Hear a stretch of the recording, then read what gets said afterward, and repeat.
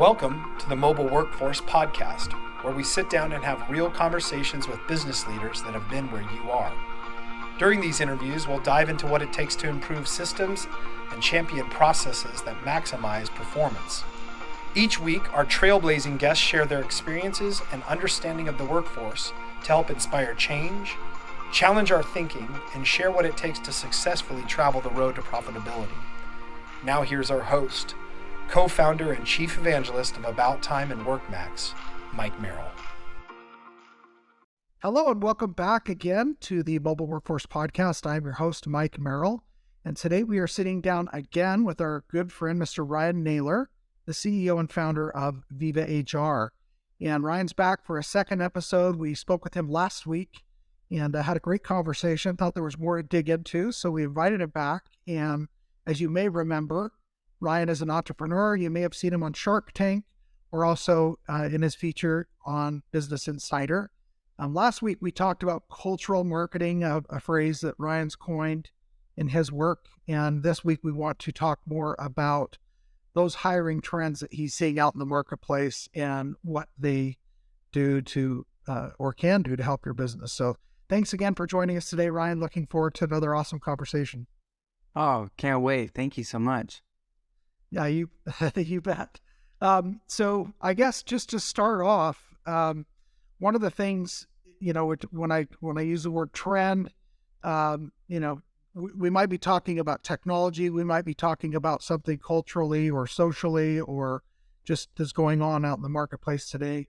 What comes to your mind as far as a new or a different trend than what we maybe saw a decade ago? It's a really good question because these trends, obviously, we're looking for patterns. We're not looking for just kind of the one and dones because you don't want to change your whole hiring process based on one data point. And it's going to just fall out the other side sooner than later.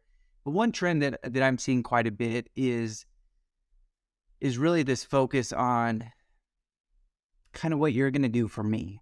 I know a lot of employers, they start with the job posting about, what you're going to do for the company, but the candidate's now reading the job description through the lens of, well, what are you going to do for me? What is my opportunity for growth? What's interesting is Gallup puts out these research reports every single year, identifying the new generation of workforce, and they're surveying, kind of getting a sense of like, what do they care the most about? And the most recent one that they did, they went through and analyzed in the top 13 common responses, compensation wasn't even in there. Wow. And so you're starting to read this, and I know there's a lot of talk about the quiet quitting and chasing that bigger paycheck. And yeah, that's true, but they're telling you right up front with these types of research that it's actually more about impact and what I can envision with your company than the actual compensation take-home pay. So let me give you an example. So we have a job, and we come out and we talk about, here's your roles and responsibility. This is what you're going to do day to day. Here's a day in the life of your job. End of story. You compare that with another job posting that has the same things, but then says, here's how you can progress with inside our company. In fact, here's a quick little case study of Mary. She started in this position 8 months ago. She's now advanced to a leadership. She was able to do this by participating in XYZ leadership training and events and these foundations. We covered the cost of these learning materials to provide a scalable path. Like, plant the vision of growth at the very first interaction with the job seeker. Well, that's great. Yeah. A nice insight there. That's something I haven't really thought about, what, as opposed to the opposite of, what we're going to do for you, all the bullets of what you're going to get from a compensation standpoint and your benefits package, but also something more personal and fulfilling, like on-the-job training, advancement opportunities, other things that might mean more to somebody than just, a little bit bigger paycheck. Growth is a really popular trend. And it's not just growth on how many sales our company is getting, but we're talking about growth. How are we growing the leadership skills? How are we growing your competency and industry experience and insights? And That tends to be a very common trend right now with this next generation is how do I grow quicker with you compared to what my growth rate might be with them? That tends to be a big deciding factor. Love that. So again, you mentioned quiet quitting. There is this entitlement generation, for lack of a better term, that seems to exist. And not everybody's this way. There's obviously plenty of wonderful candidates and plenty of great people. How do companies do a better job reaching them, and where are they connecting to them? I know you talked last time about the digital job board or the approach that you're taking with VIVAHR, but what are some of the tools that you're utilizing to get that stuff in front of them? Well, I think you just got to put yourself in their shoes. Well, at what point of the day is somebody most likely to look for a job? Is it when they're sitting on a couch in the middle of an NBA playoff basketball game? Probably not, actually. Their immediate thoughts and pain points are not around employment. They're interested in the game. Maybe they're browsing some social media on the side, but think about the most common time to look for a new job is when you're frustrated at your current job. They're actually most commonly, the nice thing is I've run a job board for years and years and years. So I have real-time data on traffic. 3 to 5 p.m., number one time that people are looking for jobs, or from 9 to 10 in the morning. So you're talking about they get to work and they're like, what am I doing here? Guess what they use? Their phones. They pull it out of their pocket. We have 80% of job seeker traffic right now is initiated on a mobile device. Now, if you know that, put yourself in their shoes. Pull out your phone. Start right there and say, what's next? If I were looking for a new job in sales management for XYZ industry, what am I doing? Well, chances are you're opening a browser. You're going to do a little search, most commonly on Google, and you're going to look for a job. And I would challenge all of you to do it right now. Whatever position you're hiring for, open your phone, type in this specific job title, and then use the word jobs near me. So if you're hiring for a sales executive, type in sales executive jobs near me. Here's what's going to blow your mind. Look at Google's new job board. You talk about Google trying to touch everything in every way. They also now have their own job board. And it takes up the majority of the first page of a mobile device, especially when you're on an Android. You won't see the Indeed, you won't see the ZipRecruiter. There's a lot of things like it's the Google job board experience. And so you got to ask yourself, how am I getting my jobs visible inside this Google job board?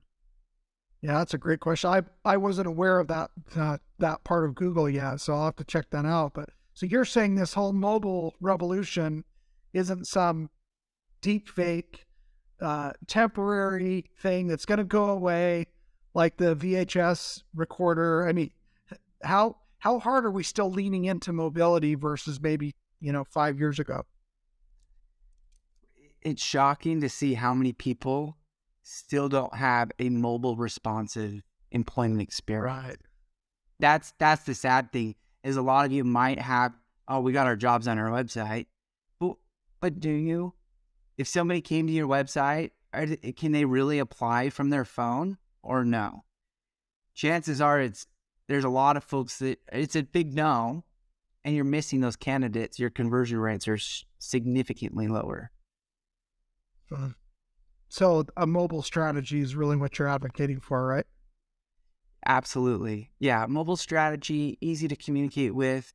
One thing that I've seen is, how do we integrate a communication channel inside our career pages as well? I know we've got chat bots, we've got easy ways to communicate with potential customers, but I think we're missing, a lot of small businesses miss the opportunity of quick chats with job seekers, right? A job seeker is going to have questions that are immediate.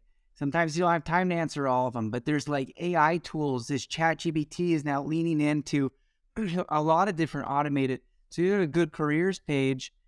You can lean into a lot of automation to help you with answering job seekers' questions. Well, the great news is you've got a solution that thinks of mobility, that is already doing these things. You're already optimizing for experience. You're optimizing to get this information in front of the right eyeballs. Obviously, like we said, there are quiet quitters. There are people that maybe are less driven. What do you think companies can do to help increase a better culture from maybe how it's been in the past with these folks that are a little bit less motivated? Is there anything they can do? Well, you got to start with action. You just got to get out there and start doing stuff. You got to start documenting it, not just standing there on a corner in a soliloquy. You need to actually get out there and be involved, document it, get social media really drumming up. One of my favorite things is if you look for a brand recently and you use the word reviews afterwards, pay attention how many times Indeed and Glassdoor employment reviews are now outranking customer reviews. There's a whole emphasis to employment satisfaction. So one thing would be if you're a plumbing company, you're out there trying to sell jobs, you got a customer that searches the name of your company plus the word reviews, and all of a sudden it says Glassdoor reviews employment, and in the preview it shows CEO rating C-. Do you think they're going to have a lot of confidence in your brand in that moment to give you a quote that may be a little bit uncomfortable, a little higher than you expected? There's no way. But all of a sudden it's an A+ CEO rating and there's 50 employee reviews and they talk about the great culture and the people and it's well documented. They're going to trust the brand more. So this culture marketing revolution we're talking about here is more than just, am I getting candidates to convert more? It's directly actually impacting your customers' conversion rate.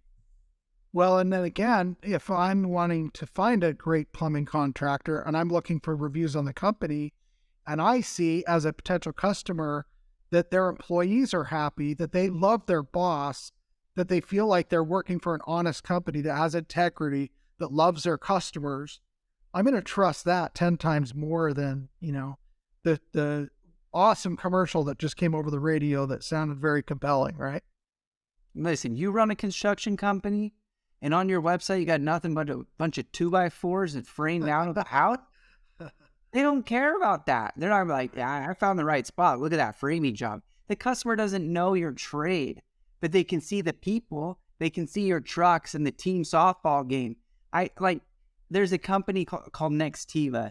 They're based here in Scottsdale, Arizona, and I love them. They're an incredible company. We started working with them when I think they had like maybe 12, 15 people. They've got close to 800, maybe even up to 1,000 employees at this point. But the point is this. Their entire business model is selling VoIP phone systems for small business America. There was a period of about 3 years where I don't think you saw a single image of a phone system anywhere on their website. It was their people. They were literally using their sales vehicle. Their website was like this people, like they were having video games of Nerf gun wars at their call centers. They were doing kickball tournaments against other tech companies in the area. And all of a sudden you're like, it's kind of contagious. That's a cool company. Wait, what am I here for? Oh, a phone system. Like, yeah, I've already bought into it. The point is that the people side of your business is really going to drive those conversion rates faster than just being another commodity. Yeah, I love what you're alluding to here. It sounds like you're advocating for companies to recognize that these things are a resume item for you. It's not only a resume item for new customers, but also potential employees. So you want to attract the right people. You've got to put the right information and that right compelling imagery and that vibe, so to speak, out there into the marketplace. And what you're saying is this should help attract and drive more of those like-minded people that are looking for that experience a little bit more effectively than a higher wage and, a better benefits plan. Is that right? Exactly right. Yeah. So you've been at this a long time. What do you still feel yourself surprised over that you're seeing out there on companies that just aren't getting it? And then also, what's some really cool things that you've noticed that other companies are doing that are becoming wildly successful? It's still amazing to me that employers are still using multiple exclamation points in their job title. Okay. Like, I'm sorry, but there's a lot of you listening that probably still do that. Party foul? Is that what you're saying? Yeah, listen, we pay the most in the industry, exclamation point. That's not a job title. Candidates will not find you. It's, if you know anything about SEO, just basic level keyword organic website growth, the same is applicable to jobs. If you're hiring for a sales account manager, the job title should be sales account manager. It should not be, want to ramp up your sales professionalism? ? Signing bonuses, triple exclamation point. That's not a job title. That's a Craigslist post. There's a difference. And we got to identify that. So that's the thing that still shocks me, is how many people are lazy in their job titles. They try and use that as a sales pitch. The more relevant your job title is to what the candidate is searching for, if we have 100% carryover, meaning what the job seeker search is exactly what my job title is, your probability of being found exponentially improves. But if you add extra phrases or extra exclamation points or all caps, there's actually algorithms that will diminish your visibility rating, so you can't be found. So less is more. Is that the lesson there? Hyper focus, yes. Be very, very focused in that. Very, very short, very specific job titles. Something else that I've noticed this in now the second conversation that you and I've got to know each other and communicate, but you do a very good job of articulating that companies need to do a better job of making this about the applicant, making this about them and their experience and their opportunity that's going to speak to them versus, hey, we're awesome, we're amazing, we're award-winning, we're a winner, we blah, blah, blah, blah, blah, blah, blah, blah, blah, right? You got it. Holy cow. It worked. You finally understood where I'm coming from. Listen, folks, the candidate pool is thin and it's getting smaller. You just don't have time to be like, that sounds, they should be grateful I'm paying them. It doesn't work anymore. Sorry, there's just too many options and too many competitors, and not direct competitors. You're thinking ancillary competitors. You're thinking about if Chick-fil-A, literally Chick-fil-A on my corner, has a banner out saying starting at $20 an hour. Yeah, $20 an hour for making chicken burgers, chicken sandwiches, right? That's exactly right. So my point is that it's not just like, they're not just chasing payment. You can't just be like, well, it's not one-sided anymore. They're just going to come here to make a paycheck. We got to treat these candidates as though we're attracting customers. We got to really demonstrate a commitment to value back to them. You're talking marketing to them like you would a customer. It's like, what does a customer want to see and hear and feel about a potential plumbing contractor or roofer that they want to hire to come in and do their project? Well, you're marketing to these employee candidates. And also, to your point, and I'm really hearing also come through, you've got to stand out and be different. So if you're just going to go and use 3 more exclamation points than the last guy, that's not being different. That's not being unique and really lifting yourself up above the competition, so to speak. Exactly right. So all right, so we've heard what you're surprised about. What is something pretty cool that you've seen going on out there where you either learned from someone else's idea or you had a great idea and implemented and thought, wow, that really worked well. I'm really glad we did that. We need to do more of it. Well, I'm going to lean into this whole AI conversation. I've just been sitting down with my engineers and they've been showing me some demonstrations of what this Chat GPT and other AI tools, even Google's Bard system. You can literally, there's no excuse now not to have a great job posting. You can really type in just a couple sentences, explain exactly what you're looking for, what your company name is. And you can say, I need you to create a job description for this job. I need you to create a scorecard to measure if it's a good candidate.